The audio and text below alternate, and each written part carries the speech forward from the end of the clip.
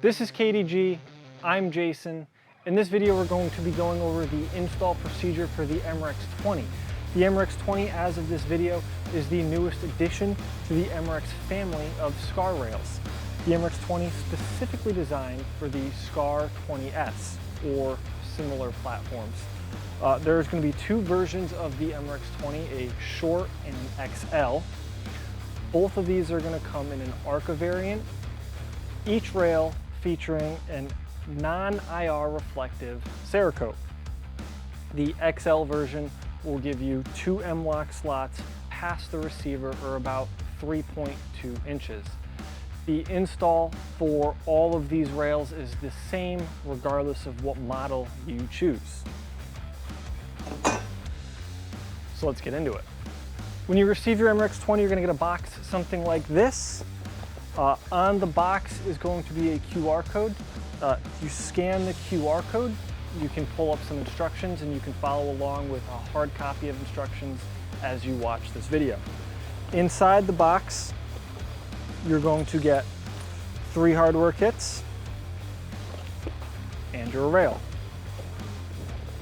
The contents of each hardware kit is relatively important. So as you open each package, as you open each little baggie here, make sure that you keep what's in that baggie separate from the others as not to get confused. You're going to have a 12mm screw that's going to be your rear mounting screw. In your large bag, you're going to get a bridge, 2 specialty fasteners, and a small 8mm screw. In your last baggie here, you will get a second bridge, 2 12mm fasteners, and 1 more 8mm. Also included in the hardware kit is going to be a little bit of Loctite and a T12, or excuse me, a T25 Allen wrench for installation. Some of the other tools that you're going to need that aren't included: a 2.5mm hex head. This is for disassembling the SCAR. A torque wrench, and your own T25 if you don't want to use the one included. Some other nice tools that you can have, I highly recommend. I have here a wood burner, which I'm going to actually turn on right now. If you don't have a wood burner, a soldering iron, a hot hair dryer, a heat gun, a little bit of heat goes a long way, and it's going to help when disassembling the barrel, and I'll get to that a little bit later. So let's dive right into it. As dealing with anything firearm related, the first thing we want to make sure is that the weapon we're going to be working on is clear of all ammo. I have no ammo in my workspace. There's nothing in this gun. The other thing that's going to help a lot when installing this rail is you're going to want to make sure that there's no optics or accessories on this gun. For the majority of this install, the gun is going to be resting on the rails on the upper receiver, kind of just like this. So not having any optics, lasers, pressure pads, whatever you might have, is going to greatly help. To start, we're going to start by breaking the gun down. Typical maintenance stuff. So I'm going to pop off my lower receiver, slide the stock off, and I'm going to pull out the bolt carrier group, the buffer spring, and the charging handle. This stuff just set aside for the time being. The next thing we're going to want to do is you're going to want to take your barrel assembly out of the upper receiver. There are a couple screws that you got to pay attention to do this. There's going to be 2 T25s up front. They're going to be the very front screws inside the Picatinny rail on the sides, and there's going to be 6 barrel retention screws in this little barrel keeper back here. We're going to loosen all those, and we're going to slide the barrel forward and up and out. So let's go ahead and do that now.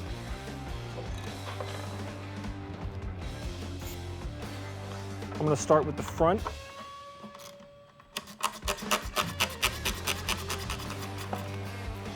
Now these screws they won't fall completely out, they'll actually stay in place on the firearm. So just be mindful of that, make sure they're completely loose. Now that all 8 screws are loose, at this point we should be able to just pop the barrel forward some.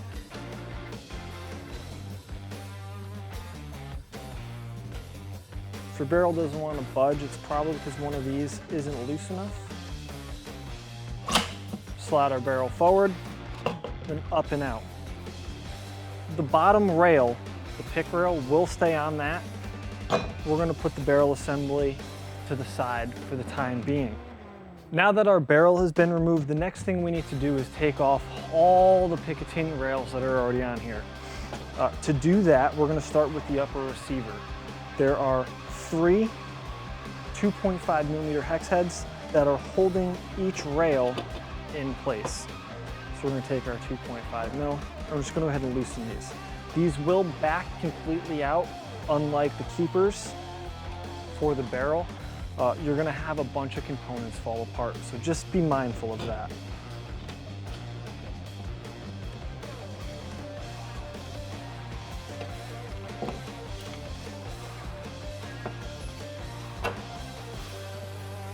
You can go ahead and take all these components, throw them in a bag, in a closet, forget you have them.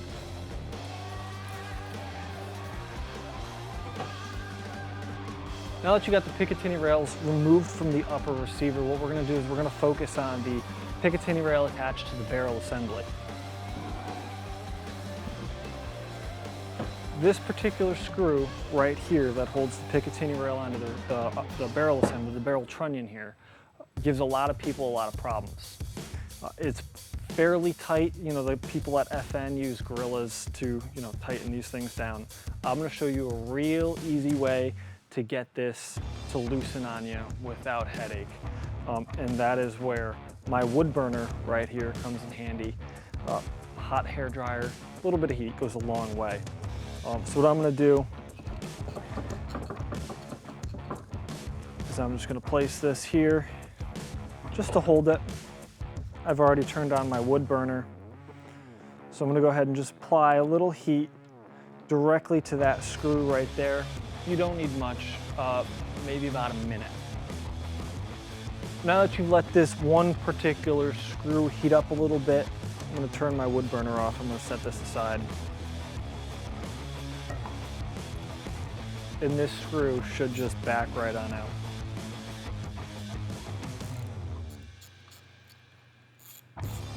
Be careful, this obviously is going to be a little warm.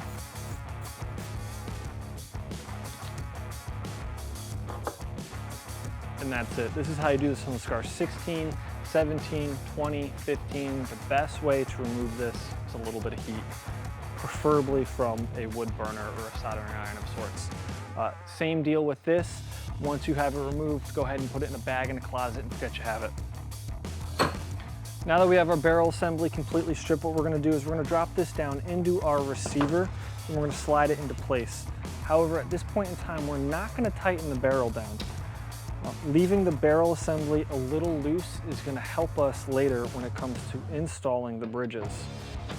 So go ahead and drop it down, slide it back.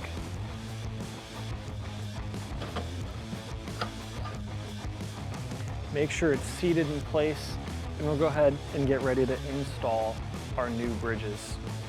Unlike the bridges on the MREX Mark II, the bridges on the MREX 20 are not pre-installed. These get installed into the receiver and then the rail gets mounted to them separately. There are a little bit of nuances when it comes to installing these bridges, so I'm going to show you the best way to do it, the best practices to make sure that everything is true and you don't have any headaches and you don't damage the bridge. Now, one thing you'll notice about the bridge is there are going to be little arrows engraved on them. These arrows will point at each other, not towards the front of the gun, not towards the back of the gun. They're going to point at each other. So we're going to go ahead and we're going to start with installing this front bridge first. This front bridge is simply going to slide into the opening of the front of the receiver with the arrow pointed towards the rear. You're going to slide it in until the threaded holes in the side of the bridge are about even with this frontmost hole in the receiver. I'm just going to leave that there for the time being. Now this second bridge is the one that's going to cause a lot of headaches, but if you follow the instructions here, we're going to make sure that you get your rail installed without issue. So the best way to do this is you're actually going to take one of these specialty screws that we have here, and you're going to thread it into the top of the bridge. Finger tight, doesn't have to be crazy. Just like that. And you're going to do this because the screw is now going to act as a little handle. And when you install this bridge, you're going to use this as a handle to slide it down the track into place. Remember, like I said earlier, these arrows are going to point at each other. So this rear bridge, the arrow is going to point forwards towards the other bridge. Just in front of the barrel trunnion nut is a wider opening in the receiver of the scar, and that's where our bridge is going to be inserted. And we're going to slide it down the inner track until it is just about in line with this rearmost hole. Again, using this fastener here, this specialty screw, as a little handle. Once it's in line, same thing as the front bridge, it should be pretty centered. And we're going to go ahead and we're going to take that specialty screw back out. Now, the reason before I told you not to tighten your barrel screws is because when they're tightened, it doesn't give you as much flex. It'll actually make installing this bridge a little trickier. So keeping these loose for the time being will help greatly in maneuvering this bridge. So the next thing we're going to do is, once this bridge is roughly in place, is we're going to take both of our fasteners, these specialty fasteners, and we're going to install them into the hole on the side of the receiver into the bridge. We're going to do this finger tight.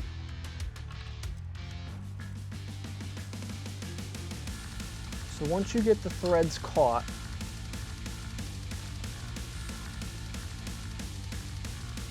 you're going to have to use these screws and kind of maneuver them up, down, left, right, however you have to do it to align that bridge and make sure that bridge is centered.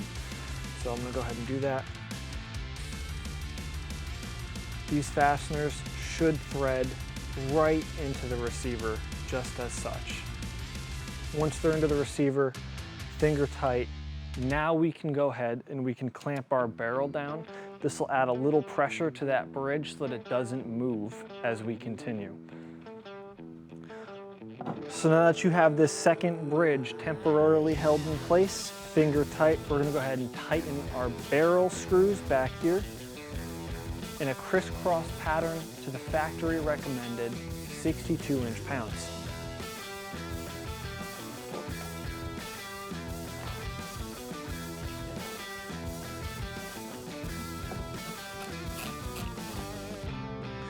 Now these are down relatively tight. I'm going to go ahead and torque them down to 62 inch-pounds.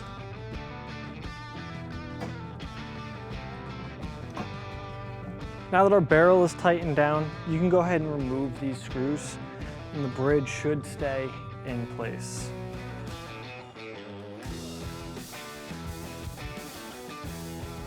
Now that the bridges are in place, we know this bridge is aligned, we have our barrel assembly tightened down. What we're going to do is we're going to place the MREX over everything. I'm going to take my MREX 20 here, slide it down the barrel, and plop it down into place.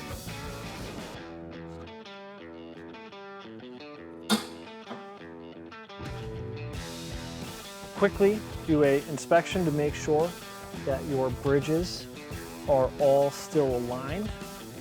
And we're going to start by putting in those two specialty fasteners again. Now before you go ahead and do this, you're going to want to add a little bit of Loctite to all of the fasteners before we start tightening everything down. So I'm going to grab some Loctite. Then we're gonna put these specialty fasteners right back in. Now I'm doing this to make sure that this bridge does not move. It is important that this bridge stays properly aligned. So we're gonna get them in, we're gonna go finger tight. At this point, it is extremely important.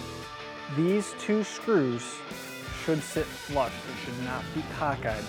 If they're crooked, if they're not flush, if they're not going in, stop and reset. Loosen your barrel and recenter that bridge.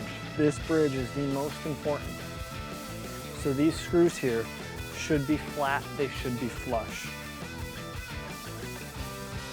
Once these are in and we got them finger tight, I'm gonna go ahead and take my 8mm screw and I'm gonna put that in the top of the bridge. Same thing, finger tight.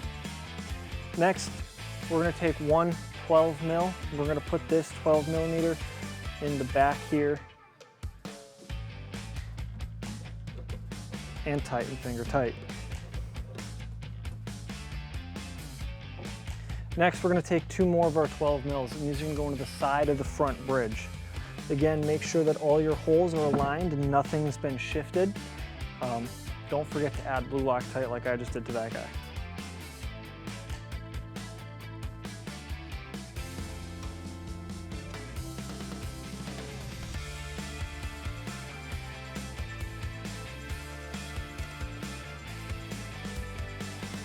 Once your side bridge support screws are in, you're gonna put the last, hopefully the last, 8mm hardware, 8mm screw in the top of the bridge here.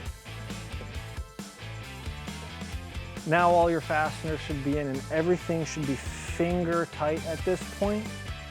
Everything should be proper aligned and flush. Now let's talk about torque procedure. Because the SCAR 20, the SCAR 20S is a precision rifle platform, the MREX 20 was designed to accommodate, thus being the torque procedure for this rail is extremely important, and the fact is we don't want this rail to be crooked, we don't want to miss screws, and we definitely don't want these coming loose. This is a step-up procedure, meaning we're going to start at finger tight, which we should already be there. We're going to go from 30 inch-pounds and then step it up again to 42 inch-pounds. So I'm going to go ahead and start 30 inch-pounds. And you're basically going to follow the same procedure as which they were installed. So I'm going to start with my two side specialty fasteners.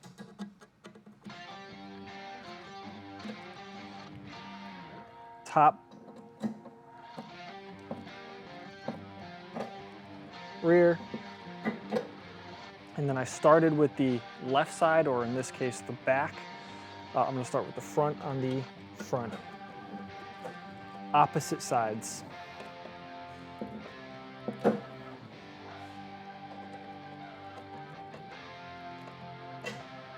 And then lastly, once torque procedure 1 has been done, we're going to kick this up to 42 inch-pounds. And repeat that process. Now that your rail has been properly torqued, everything is nice and aligned, we can go ahead and start reassembling our SCAR. So grab those components that you set aside earlier so we can put the rest of this back together.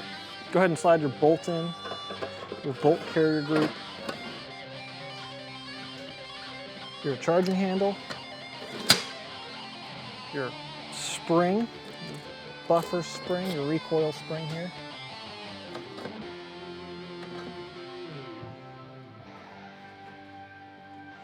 Slide your stock back on.